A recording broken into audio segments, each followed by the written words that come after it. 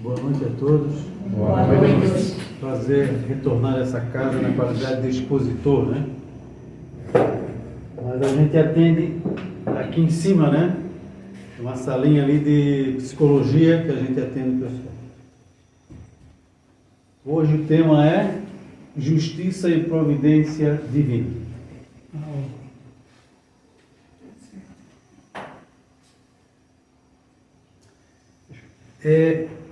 Mais do que nunca, né? Nesse período conturbado em que vivemos, nós precisamos de fé em Deus, fé e confiança na providência divina para poder suportar as pressões do momento em que estamos passando no nosso planeta.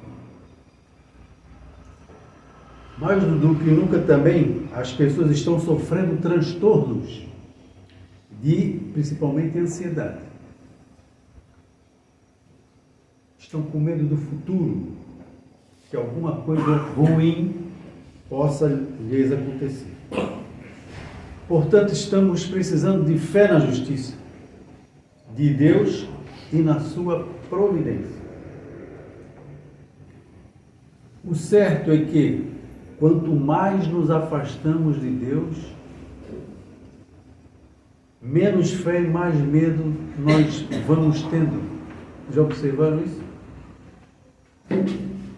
Medo de escassez, medo de guerra, medo de doenças graves, medo de perder um ente querido, não é isso? Medo que os caminhoneiros voltem a fazer greve, medo de uma enchente, são vários medos. Mas vamos deixar isso de lado. Porque Deus nos presenteia de várias formas. Às vezes a gente não para pensar o tanto que Ele nos dá. Ele nos dá a flora e a fauna, o ar que respiramos, a água, a terra, o alimento, o vestuário. Quer dizer, o básico nós temos, Ele dá quase tudo. Ele só quer um pouquinho de esforço, né, nosso. O livro, a Gênese, diz o seguinte: a providência é a solicitude de Deus para com as suas criaturas. Ela está em toda parte, tudo vê e tudo preside, mesmo as mínimas coisas. Mas aí vocês podem perguntar, e aquele povo lá da África, lá, aquele povinho lá que está passando fome? Né? Mesmo assim, Deus está com eles, dando força para que eles suportem aquela fase que eles têm que passar. Por algum motivo, eles têm dívidas quanto a essa privação de alimento, né? Então, como o sol que nos aquece, Deus nos inspira e alimenta. Jesus disse, ali, isso não é Jesus. Embora tenha o essencial, deixo a ansiedade, o pessimismo, a inquietude perturbar a minha paz interior. Jesus disse, sim, vós sois deuses, e cada um de nós é uma centelha divina. Portanto, quanto mais nos fortalecemos, quanto mais nós fortalecemos a aliança que nós temos com Deus, que nós devemos ter com Deus, mais seguros, mais fé a gente tem de que Ele vai nos ajudar nos momentos difíceis. Uma pequena história que ilustra bem a providência de Deus. O naufrágio. Após um naufrágio, o único sobrevivente agradeceu a Deus por estar vivo e ter conseguido se agarrar à parte dos destroços e poder ficar boiando. Este único sobrevivente foi parar numa ilha desabitada e fora de qualquer rota de navegação. Ele agradeceu, mesmo assim agradeceu. Com muita dificuldade e com os restos dos destroços, ele conseguiu montar um pequeno abrigo para que pudesse se proteger do sol, da chuva, dos animais e para guardar seus poucos pertences. E como ele agradeceu? Nos dias seguintes, a cada alimento que conseguia caçar ou colher, ele agradecia a Deus. No entanto, um dia voltava da busca por alimentos e encontrou seu abrigo em chamas, envolto em altas nuvens de fumaça. Terrivelmente desesperado, ele se revoltou e gritava, chorando. O pior acontecia. Perdi tudo. Deus, por que fizeste isto comigo? Chorou tanto que adormeceu profundamente cansado.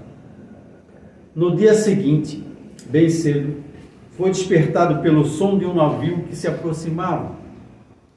Vamos resgatá-lo, disseram.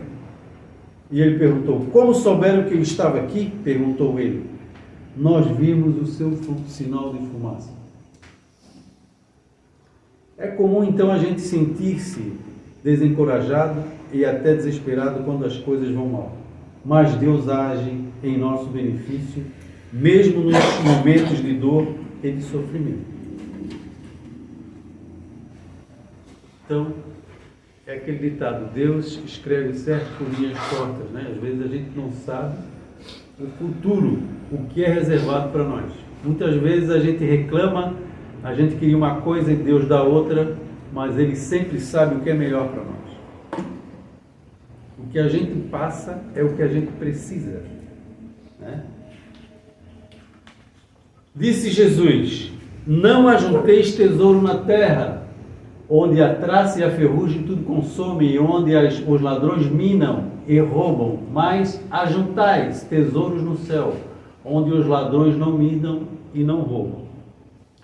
Disse ainda, onde estiver o vosso tesouro, aí estará também o vosso coração. Então eu pergunto a todos aqui presentes, inclusive a mim, né? Onde está o nosso coração? No mundo material que hoje vivemos, que o dinheiro é tudo, o poder, a fama, onde está o nosso coração?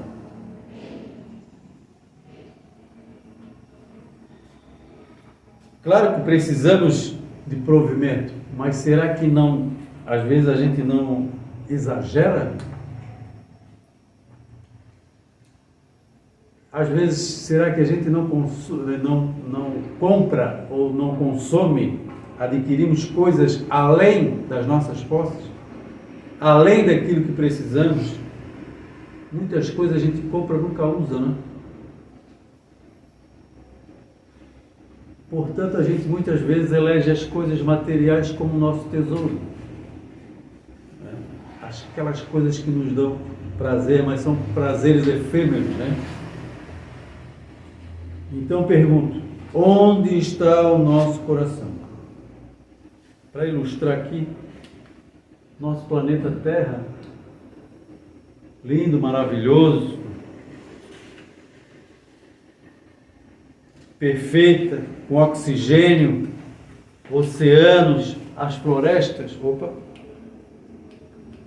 aqui, as florestas, né? Oceanos, e em torno dela aqui várias esferas. Nós temos uma primeira esfera aqui, que chama-se pré-crosta umbralina, né? E depois vai indo, né? Nós estamos aqui, ó, nessa primeira aqui, vivendo aqui na crosta, é uma crosta umbralina também, só que dos encarnados. Daqui para cima tem mais umas 5 ou 6, no total são 7, que vai se colocando, quanto mais para cima, mais puro essas esferas. Então, o plano espiritual é esse. Aonde que nós estamos investindo? Estamos investindo aqui, ó. É dinheiro, é casa, é roupas, é fama, é carro. Né? Se o vizinho comprou um carro novo, a gente, o vizinho está bem, hein? né? A grama do vizinho é melhor que a minha, mais verdinha. E assim vai, né? Então, o que eu quero dizer, pessoal, é que como numa poupança nós estamos investindo aqui ou aqui? Porque nós estamos aqui só de passagem. E é muito rápido essa passagem.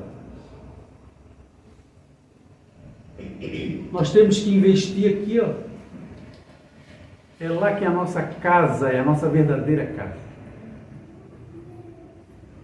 Aqui a gente só vai ter prazeres passageiros, alegrias passageiras. A verdadeira felicidade está no plano espiritual, aqui em cima.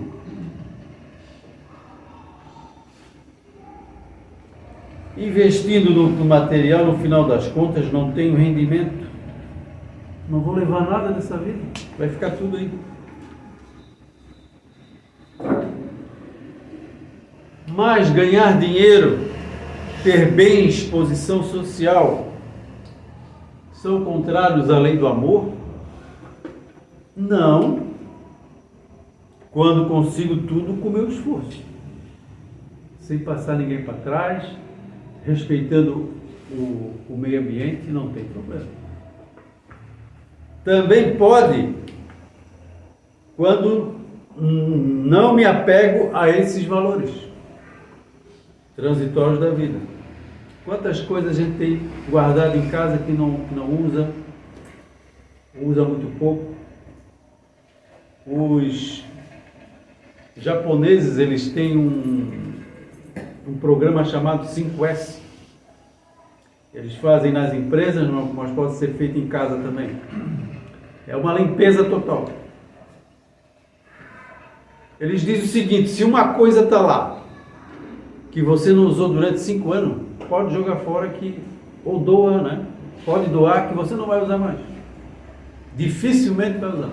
E pode ter certeza que isso é verdadeiro, né? Fica lá 5 anos, às vezes 10, 20. A tal de energia parada, né? A gente tem que fazer a energia girar. Tem gente que precisa, às vezes uma coisa que a gente não precisa, os outros precisam. Então Deus reconhece quando colaboramos para a construção de um mundo melhor. Também com essa faxina. E também podemos ganhar dinheiro e ter bens quando exerço com os talentos e bens adquiridos o meu papel de co-criador. O que quer dizer isso? É construir um mundo melhor juntamente com Deus. Deus fez tudo, a natureza, e a gente pode melhorar, né? Nosso conforto, mas sem egoísmo, né? E Ele quer só um pouco do nosso esforço, que nós sejam luzes para servir os outros. O tempo também é precioso. Os 3 momentos, ou 3 movimentos. O passado é a nossa preocupação, principalmente a fixação nas provas que tivemos. Muitas vezes a gente sofreu, tem medo de sofrer de novo. Já na preocupação com o futuro, sofro por antecipação. E as pesquisas mostram que quase 100% daquilo que eu me preocupo não ocorre. Já observaram isso? A greve dos caminhoneiros, vão passar fome. Acho que ninguém passou fome. Vai vir uma enchente grande, corre todo mundo para o supermercado, uma loucura desenfreada. E não precisamos disso. Vamos com parcimônia, com calma, comprando as coisas básicas e também lembrar do nosso irmão que também precisa de mantimentos. E pessoal, é só no presente que a gente resolve as coisas. No passado já foi, no futuro ainda vai. Só consigo fazer no presente. E a gente fica lá e fica cá.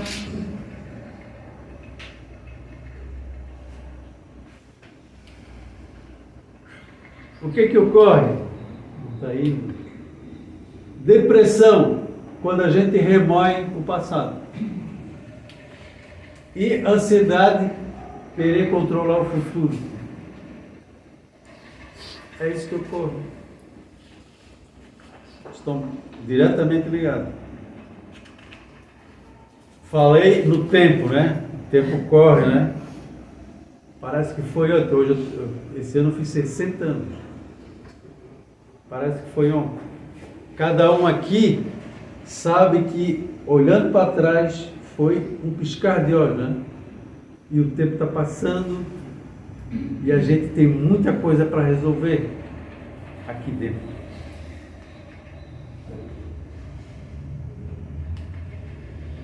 Envelhecendo em 1 minuto. Está dando aqui, eu vou ver se consigo colocar ali.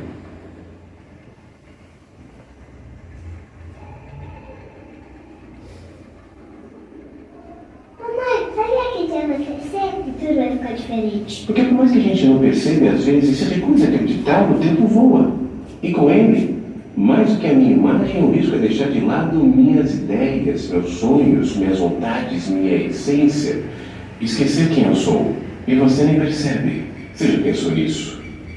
O problema é que a vida passa diante dos nossos olhos e a gente nem percebe. E depois, tarde demais, vai querer saber o que fez de bom, sem ter tempo de recuperar. Enquanto dá tempo, faça a sua vida valer a pena, antes que seja tarde.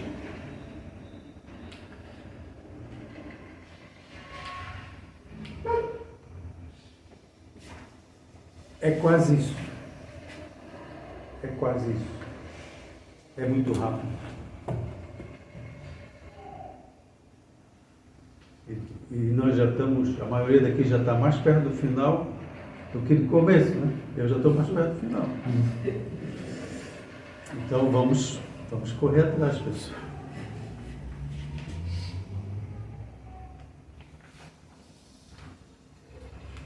Pergunta: não devo me ocupar então com o passado e com o futuro? Não só posso, como devo refletir, porque ele ensina para que eu não repita os erros do passado. Isso educa, né? Educação.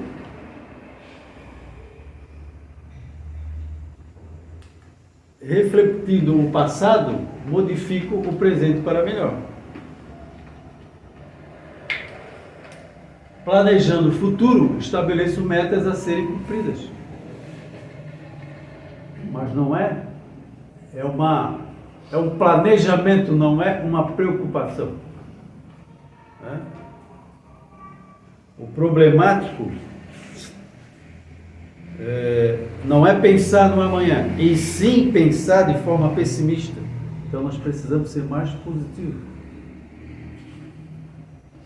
Preciso mais confiar na justiça divina.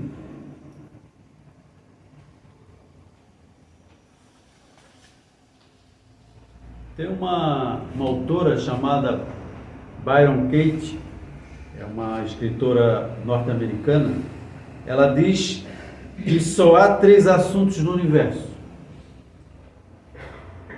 O primeiro assunto é os assuntos dos outros. Toda vez que nós falamos da vida dos outros, isso é dos outros, problema dos outros. Hoje eu assisti uma palestra maravilhosa, era para o fulano estar aqui. Não era para você estar aqui. Estou lendo um livro maravilhoso, é para aquele fulano. Ele está precisando. Não é. A hora dele vai chegar. Não é a hora dele ainda. Nós nos preocupamos muito com os outros.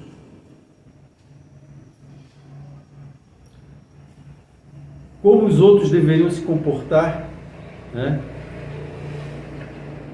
Então, é problema deles. Quando nós estamos preocupados com os outros, nós esquecemos de nós fazer a nossa parte conosco mesmo.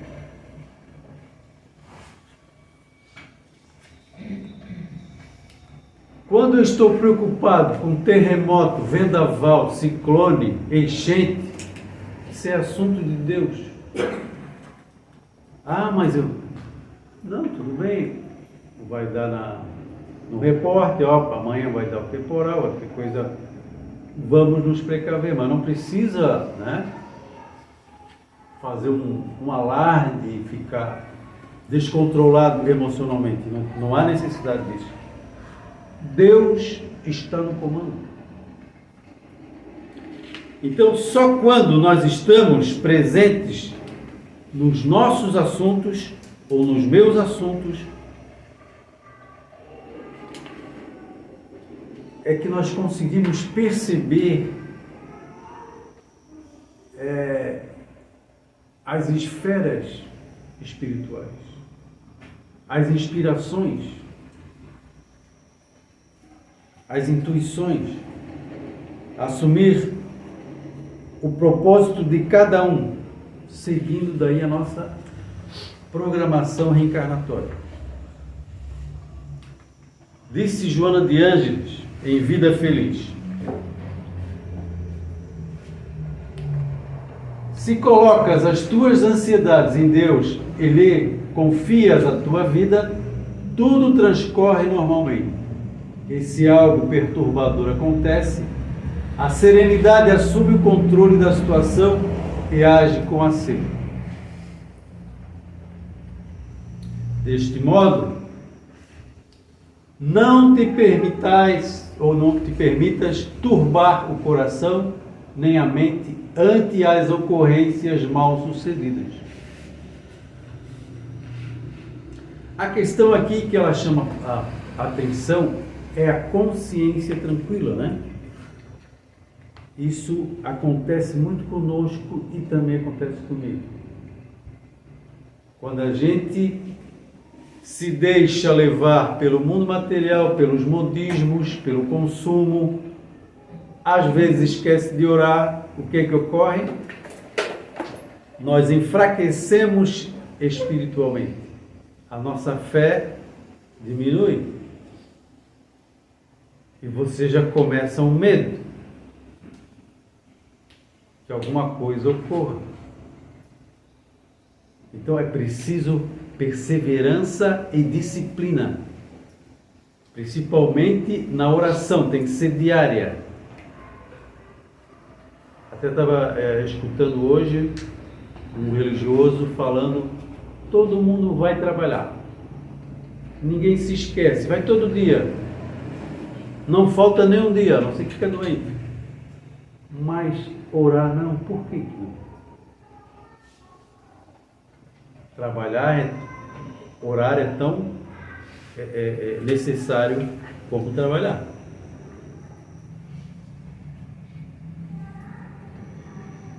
Então a gente precisa estar sempre preparado. Quando ocorrer uma enchente, eu preciso estar preparado. Um atleta, quando vai competir, ele precisa estar preparado. Eu, para vir dar essa palestra aqui, eu sempre coloco 3 coisas. Eu tenho que estar bem fisicamente, comer uma alimentação leve. Eu preciso estudar muito o assunto. E preciso estar bem espiritualmente, para receber as inspirações dos trabalhadores espirituais dessa casa. Então a gente precisa se preparar. sempre preparado. Uma frase muito fortalece esse pensamento: ajuda-te que os céus te ajudarão. Na parábola dos talentos,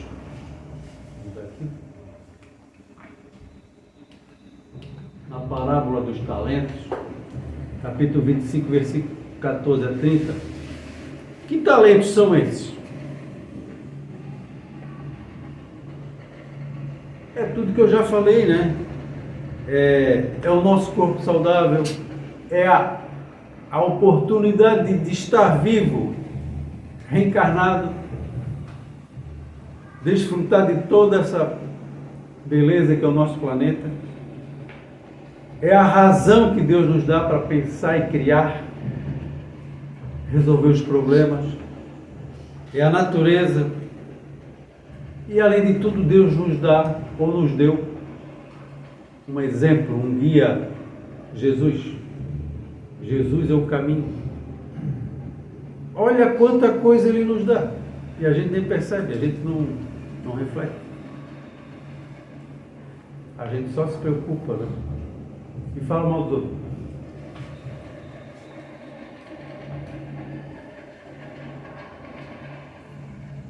E o que está ocorrendo é que, como o terceiro servo que recebeu só um talento, né, e enterrou, nós estamos progredindo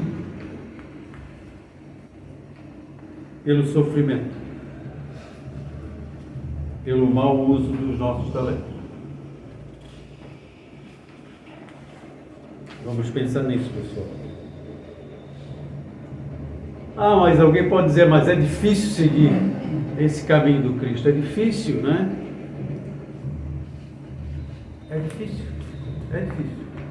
Mas não é impossível. E eu sempre coloco assim, ó. É como você estivesse dirigindo numa estrada de terra. De vez em quando a gente derrapa. Sai fora desse caminho. Volta rápido. Não fica lá. Nós somos imperfeitos, tudo bem, uma derrapada ou outra, mas retorna rápido, retoma o leme da sua vida e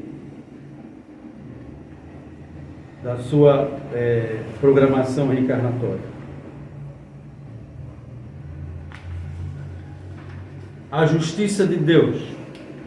Aqui faltou. O que acontece se não usamos, eu não uso bem os talentos, já foi colocado.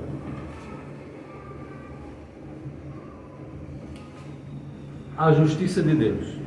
Na questão 964 do Livro dos Espíritos, Kardec pergunta aos espíritos superiores: mas será necessário que Deus atente em cada um dos nossos atos para nos recompensar ou punir? Esses atos não são, na sua maioria, insignificantes para Ele? E a resposta qual foi? Deus tem suas leis e leis a regerem todas as vossas ações. Se as violais, vossa é indubitavelmente. Quando um homem comete um excesso qualquer, Deus não profere contra ele um julgamento dizendo-lhe, por exemplo, foste guloso, vou punir. Ele traçou um limite. As enfermidades e muitas vezes a morte são a consequência dos excessos. Eis aí a punição. É o resultado da infração da lei. Assim em tudo. Na realidade, Deus não está ali vendo cada um de nós. O que está de nós é a sua lei, na nossa consciência. O que nos pune é a nossa consciência. E não podemos dizer que não sabia. Todos nós temos gravado na nossa consciência o o que é bem e o que é mal. Tá?